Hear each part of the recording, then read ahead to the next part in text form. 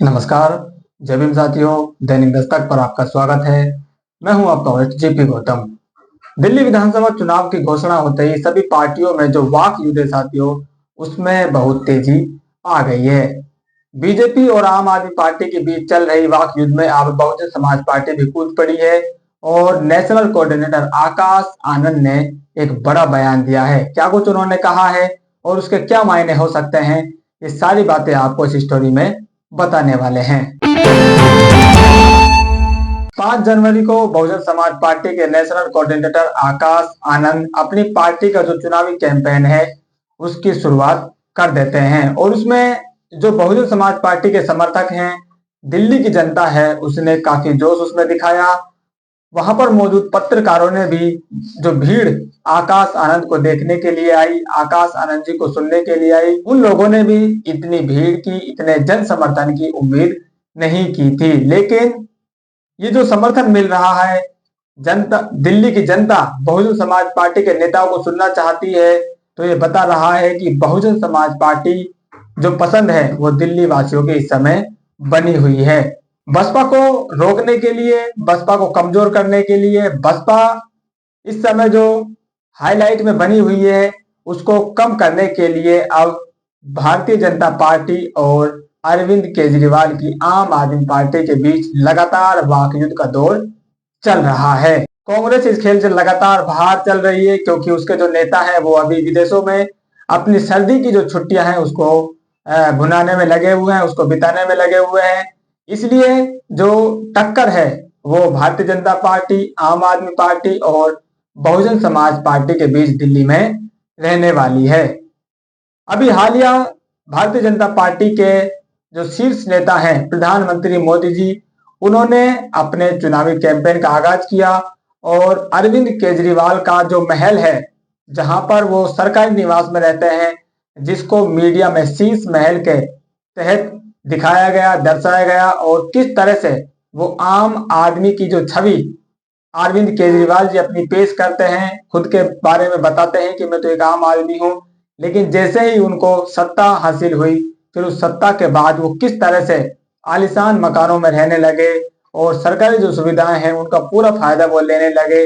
यहाँ तक कि सरकारी सुविधाओं का अतिरिक्त उन्होंने फायदा लिया। इस तरह की जो बातें हैं लगातार सोशल मीडिया पर चलती रहती हैं और उन्होंने किस तरह से अपना जो निवास है उसको एक आलीशान महल में तब्दील किया, जिसे शीश महल कह के मीडिया में दर्शाया गया, उसको प्रधानमंत्री मोदी ने पकड़ा और उस पर जमकर पलटवार किया। इस बीच केजरीवाल जी भी प्रधानमंत्री मोदी पर हमलावर हुए, उन्होंने भी अपना पलटकर जवाब दिया। इन दोनों ही नेताओं के बीच आकाश आनंद ने इस लड़ाई में एक नया ही मोड़ ला दिया है। उन्होंने कहा है कि हमें ना तो शीश महल चाहिए, ना हमें ताजमहल चाहिए, हमें सिर्फ चाहिए तो रोजगार चाहिए, रोजगार चाहिए, रोजगार चाहिए। आइए आपको दिखाता हूं आकाश आनंद ने क्या कुछ कहा है। हमें शीश महल और ताजमहल नहीं, रोजगार चाहिए। आम आदमी पार्टी और भाजपा दिल्ली के लोगों को शीश महल और ताजमहल में फंसाए हैं और असली मुद्दों पर जवाब देने पर चुप है। आश्चर्यजनक है, दिल्ली में 15 साल तक सरकार में रही कांग्रेस पार्टी के नेता भाजपा के सामने सरेंडर करके थाईलैंड चले गए हैं। तो यहाँ पर सीधे आकाश आनंद ने कह दिया है, दिल्ली की जनता को ये बड़ा मैसेज दिया है कि भाई आप शीश महल के चक्कर में मत रहिए, ये आपको नहीं मिलने वाला है। आप ताजमहल की लड़ाई भी भूल जाइए।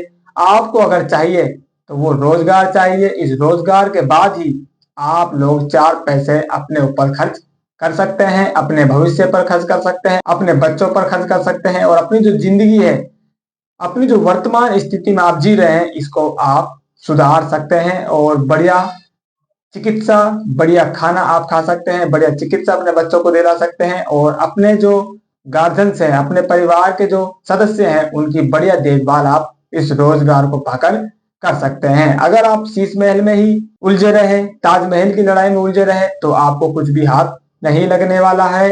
दिल्ली की जनता के लिए आकाश आनंद ने ये बड़ा संदेश दिया है और दो पार्टियों के बीच जो वाकयुद्ध चल रहा है, दो पार्टियों की लड़ाई को दिल्ली चुनाव में बांटना चाहती है, जिस तरह से मीडिया और ये राजनीतिक दल हैं, उस लड़ाई को आकाश आनंदी बहुकोणीय बनाना चाहते हैं और बहुजन समाज पार्टी को उसमें अपना जो स्थान है उसको वो दिलाने की भरसक प्रयास में लगे हुए हैं। इसलिए उन्होंने कहा है ये शीशमहल और ताजमहल की लड़ाई को आप छोड़ दीजिए।